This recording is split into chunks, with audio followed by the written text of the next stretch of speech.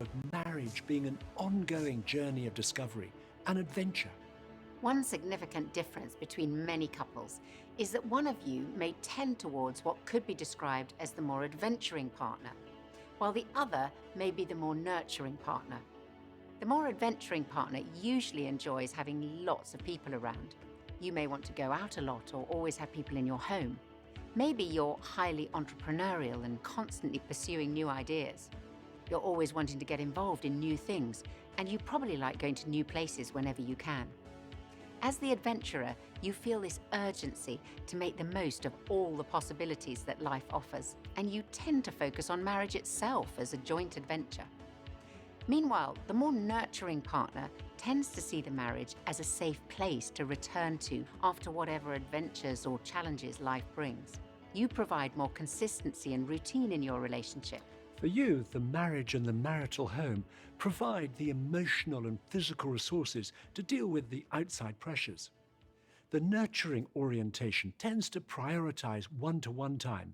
You value nights in, and you may take a more cautious approach to new activities. And you're very aware of the dangers of getting overextended. You can see the difference between an adventurer and a nurturer at an airport. You see the adventurers as they're going into departures, excited about setting off for somewhere new. Whereas at arrivals, the nurturers are more excited about returning home. They love getting back to what's familiar. It's important to note there's no gender correlation to either style. And we also want to stress that neither the adventurer nor nurturer mentality is better than the other, even if you feel your own preference is by far the best. Actually, both make an important contribution to the relationship.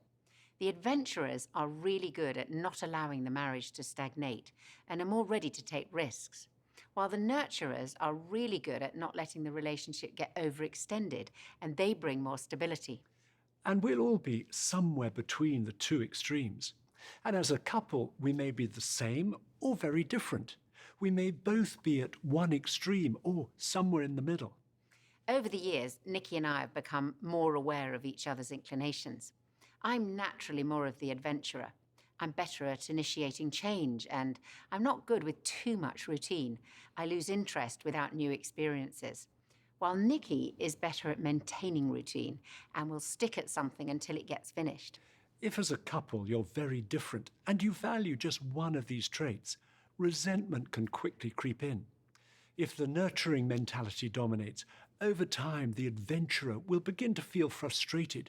They'll probably feel held back or resentful and complain that life is getting routine and boring.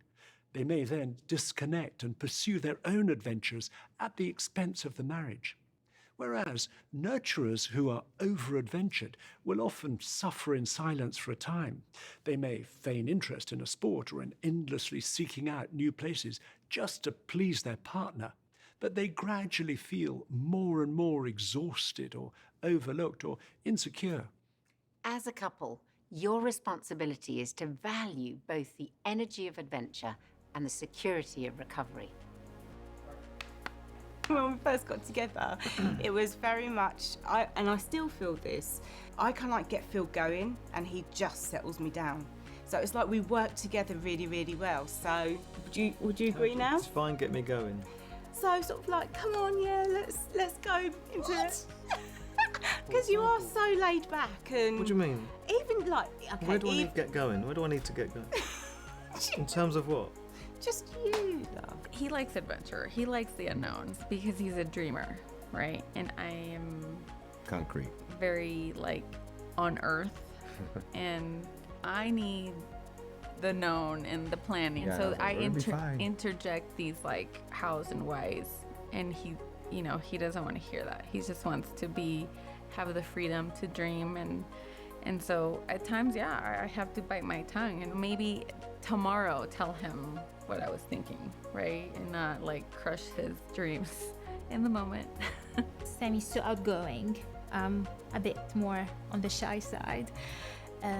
He's so spontaneous, loves taking risks, and loves trying new things. And I like to be in the comfort zone. What I accept as laid back now, back then I'm like, come on, let's do some things. Let's get some stuff done. button. This is like running a marathon. If you run as hard as you can at the beginning, by the end you'll be crawling through it. But I'll So- make it. 他就是比较冒险，我就会在保险的情况下，我的爱人如果这样讲说，我们快要晚点了，大概可能离火车开还有4个小时。如果我说快要晚点了，那真的快要晚点了，真的快要晚点了。就是1分钟了。G.K. Chesterton once said, everybody is looking for two things in life, adventure and security. Typically, people have to choose one or the other. Marriage has the potential to provide both, and every marriage needs to give enough space for both adventuring and nurturing. When you get these two forces working well in your marriage, marriage itself becomes one of life's great adventures. So, we want you to have your final conversation of the course, adventurer or nurturer. Please look in your journal and mark with your initials where you think you and your partner each come on the lines between the extremes. It could be at one end or somewhere in the middle for each category. And discuss whether you tend more towards adventuring or more towards nurturing, and talk about how well you balance each other out. And then consider whether you need to increase the adventuring or nurturing in your relationship.